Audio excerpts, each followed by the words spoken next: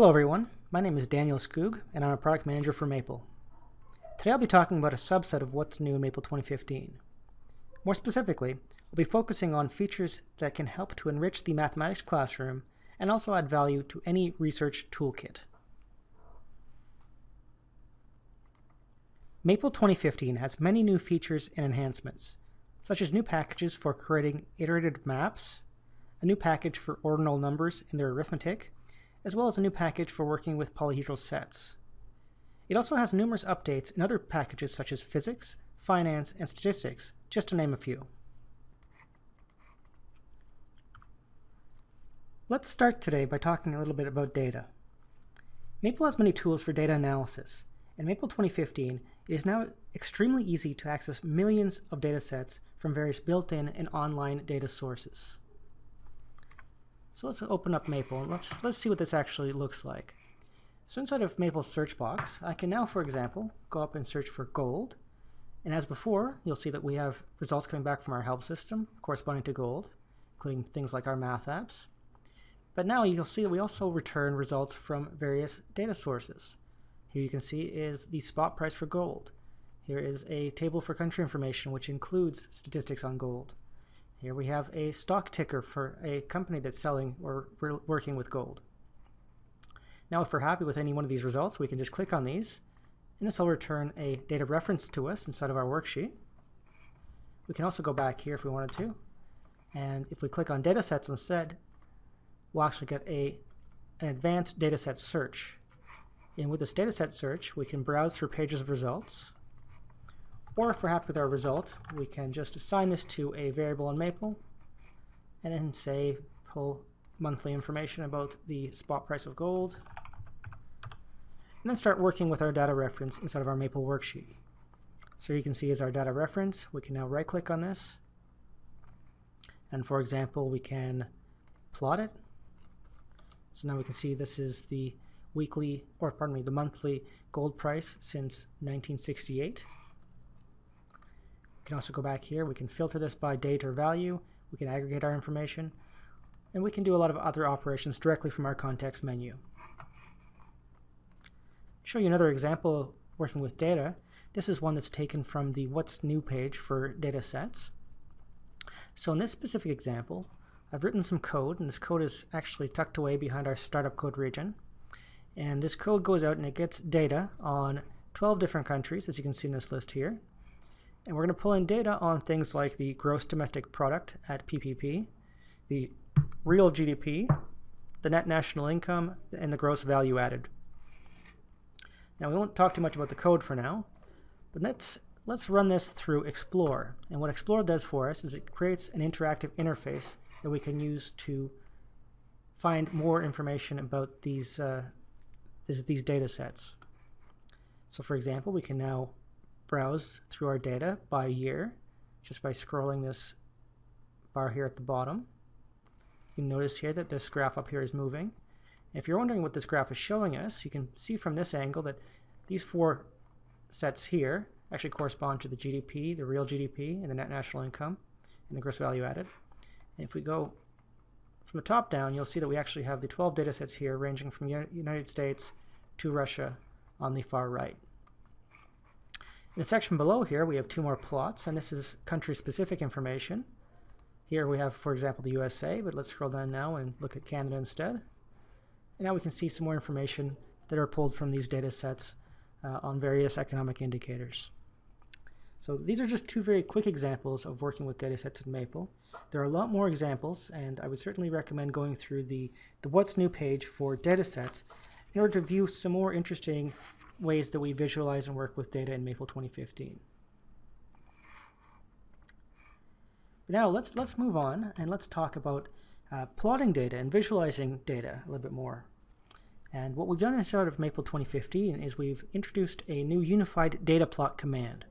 And what data plot does is it collects all of the various data visualizations that were previously available through our statistics package, and it makes it easy for you to just right-click on some data and then generate, as you see here, box plots, bar charts, pie charts, column graphs, all types of different data visualizations just with a click of your mouse. So again, let's see what this looks like. I'm just going to scroll down here. And in my example, let's import some data. We'll use the new import command for this. And we'll just import a comma-separated value file. I just have this stored on my local hard drive. Here you can see is our matrix of values. And now we'll just right-click on this and we'll choose Plots, Data Plot. And here you can see is a list of the various plots we can now generate. And for example, if we just choose Box Plot here, we now see the data plot of a box plot for our matrix. So data plot really makes it very, very fast and easy to generate these types of visualizations on your data. All right, so moving on. Let's talk about math apps. And some of the most popular content in Maple today has been our collection of math apps. And these are often used by many educators in the classroom to engage students and to provide them with some conceptual understanding of some of the topics they may see in the classroom. Maple 2015 includes 60 new math apps in categories like the biological and chemical sciences, in engineering, in finance, and in several more. So let's have a look at one of these new math apps. Let's open up the Drum Vibrations math app. And here you can see this is a fairly typical math app for us here at Maple.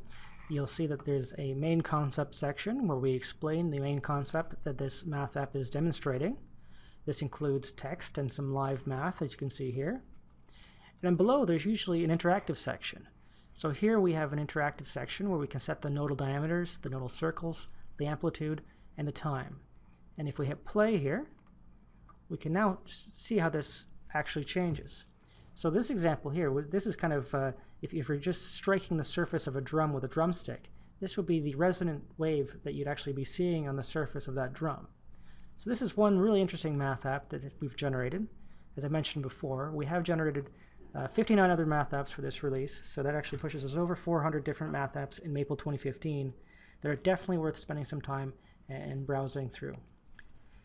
And in the same vein, Maple also continues to grow as an ideal app authoring platform.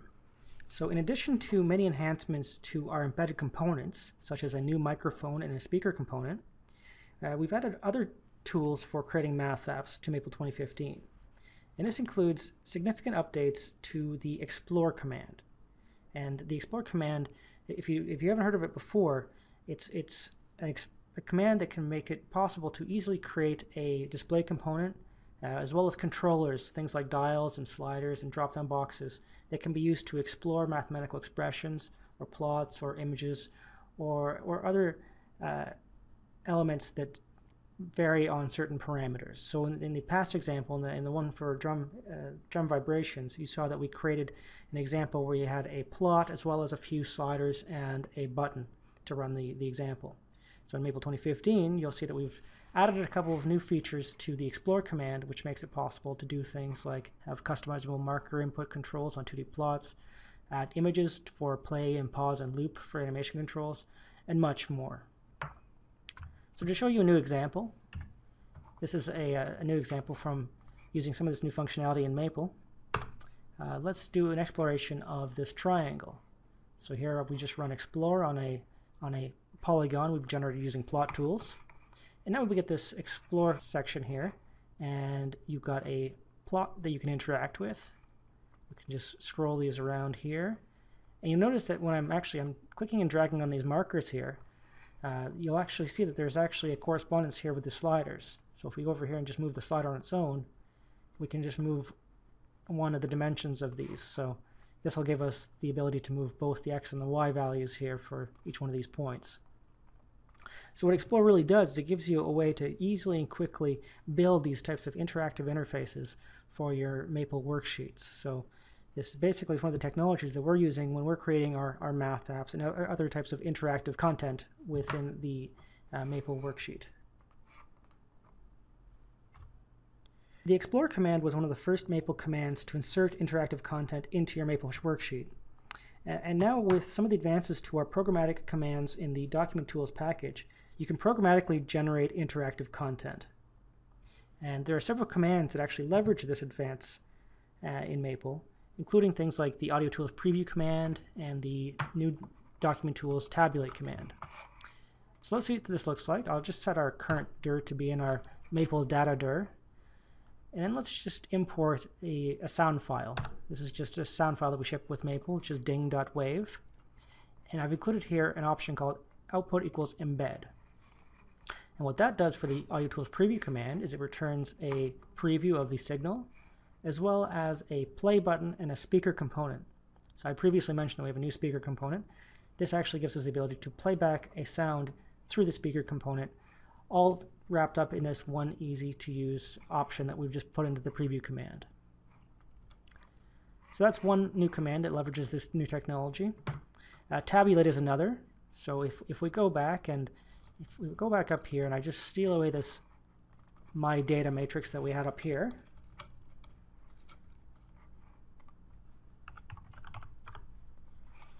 so what you can see when we return this is actually we get just a regularly printed matrix in Maple.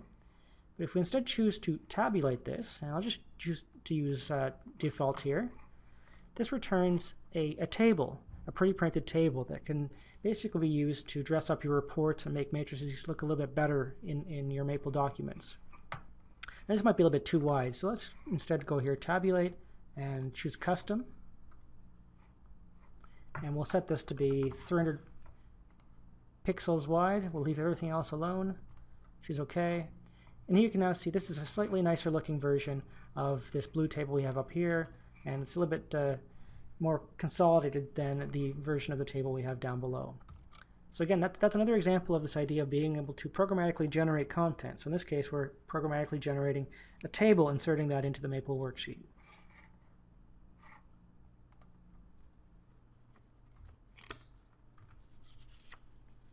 So student statistics is another package that actually does use some of the programmatic content generation. It uses it in two of its new reference tutors. And these reference tutors allow you to do things like create standard statistical tables to basically view things like the standard normal distribution probability table, or critical value tables for things like the student t-distribution and so on. And other changes that we now have seen inside of student statistics from Maple 2015 includes a new palette for generating random variables, as well as 18 new math apps. So we saw before there's lots of new math apps. 18 of these are all dedicated to the field of statistics and probability. Another interesting new development for statistics more broadly is there's a new code generation target in Maple 2015.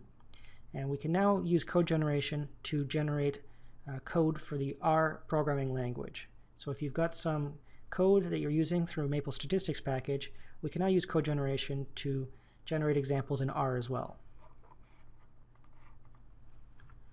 All right, so let me show you now an example of using the new clickable palette that we've introduced in Maple 2015 for student statistics. And the first thing I'll do is I'll just load up the student statistics package. I'll go over here. I'm just going to open up the student random variables palette. And with this palette, you can now see that we've got a number of distributions mentioned here. I think I'll just choose a normal distribution. So as you can see, this inserts the code that we need to build a normal random variable. And it puts our placeholder right here on mu. So we're going to choose mu, or the mean, to be 0. And we'll just make this a standard normal distribution. So we'll make this with standard deviation 1. If we hit enter, we get a random variable returned to us. Once we have this, we can start doing things with it using the student statistics context menu. So for example, if you wanted to sample from the standard normal distribution, we'll say return a sample of size 10. We can do so all just using this right-click context menu. We can also pull this for things like the CDF. So here we'll return the CDF at value X. Once we have this, we can use Maple's tools to plot it. So you can see it's the CDF for the standard normal distribution. So the idea behind introducing this new palette is we try to make statistics very, very clickable. So you don't really have to take your hands off your keyboard or anything like that. You can just click away and insert your normal distribution variable. You can then go from there to generate plots, samples, and I'll apply a number of different operations directly just from the right-click context menu. All right, let's change gears a little bit now, and let's talk about unit formatting in Maple. So we've introduced a couple of new tools in Maple 2015 that make it easier to work with units. And this includes a new unit formatting dialog, as well as a new hotkey for entering units. So let me show you both of these in an example. So let's start by entering a term with a unit. So we'll say we're going 50, and we'll press Control-Shift-U on the keyboard in order to get a unit, kilometers per hour, so 50 kilometers an hour. And then we're going to do this for 4 hours.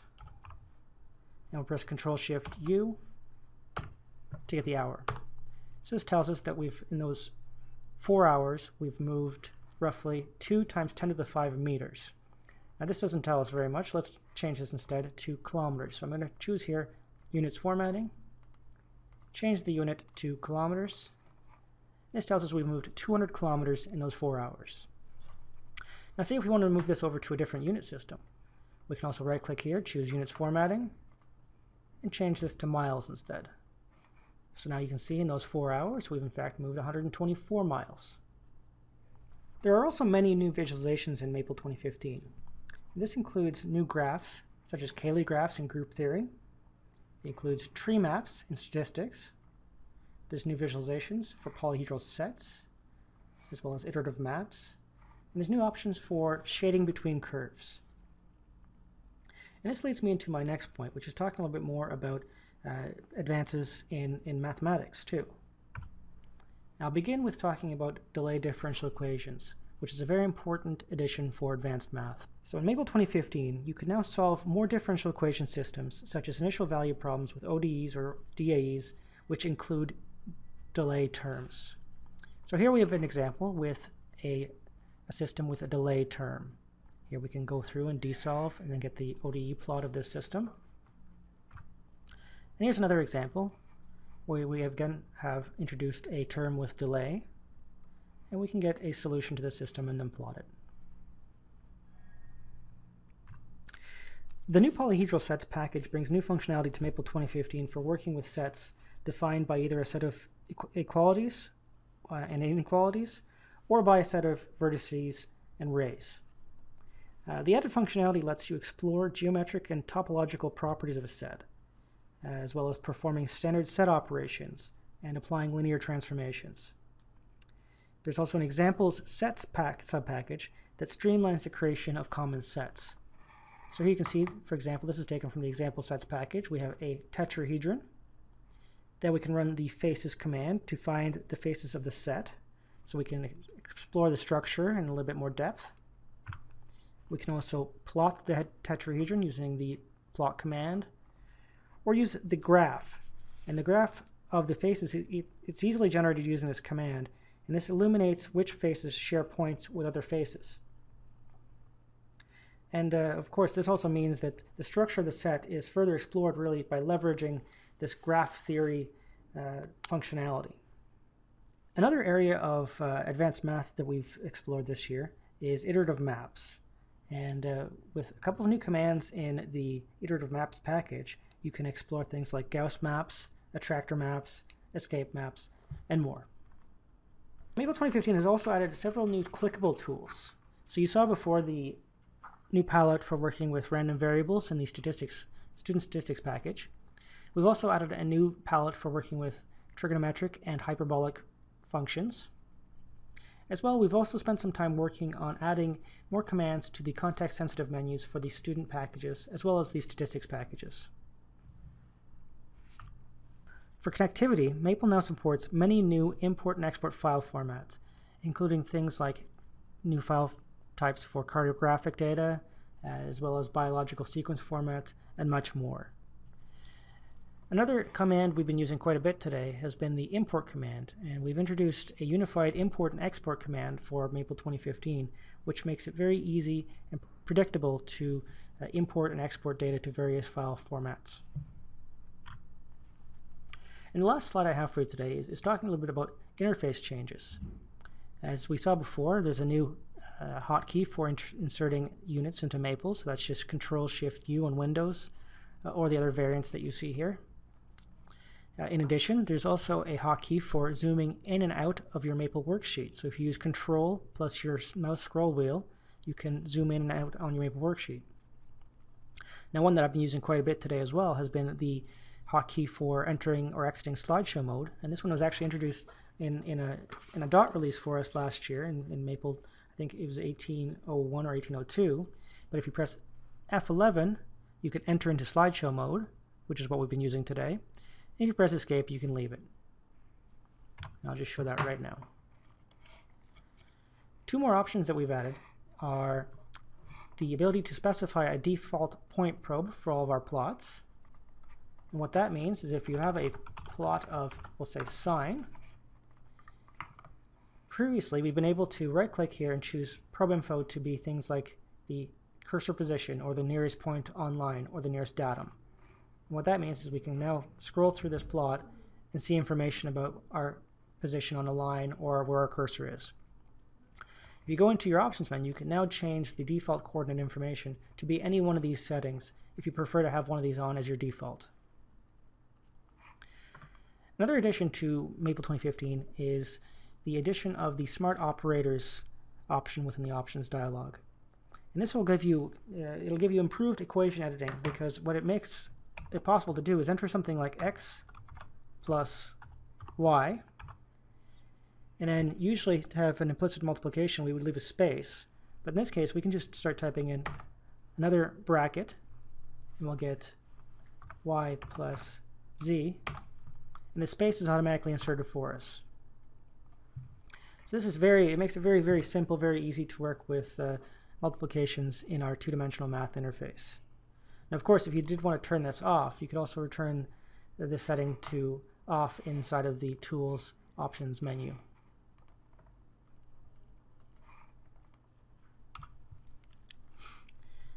Maple 2015 also includes many other new features and enhancements that we didn't have a chance to talk about today. And this includes major performance enhancements, as well as things like code generation for JavaScript and R, as well as other major upgrades for things like grid computing. And this really underscores the point that we've really only scratched the surface of what's new in Maple 2015 today. But unfortunately, we've run out of time. And we really hope that you've enjoyed this preview of Maple 2015.